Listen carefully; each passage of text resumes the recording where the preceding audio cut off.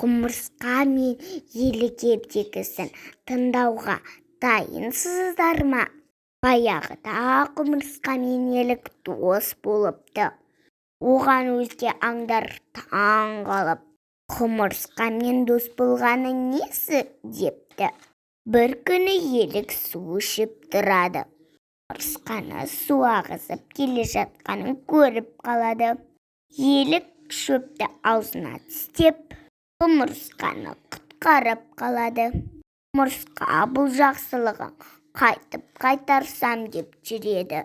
Күндердің бір күнінде аңшының елікке таяп келе жатқанын құмырсқа байқап қалады. Содан соң ол жайлап барып, аңшының аяғын шағып алады. Аңшы еңкейіп аяғын сипай бергенде, мылтығы қолынан түсіп кетеді. Сол кезде ағаш сыбдыр ете қалды. Ал елік болса зытып қашып кетті. Сөйтіп құмырсқа елік досының жақсылығын қайтарған екен.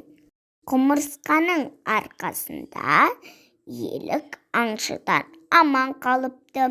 Екеуінің достығы одан ары жалғасып кете беріпті. Достар, осымен менің ертегім аяқталды. Сау болыңдар.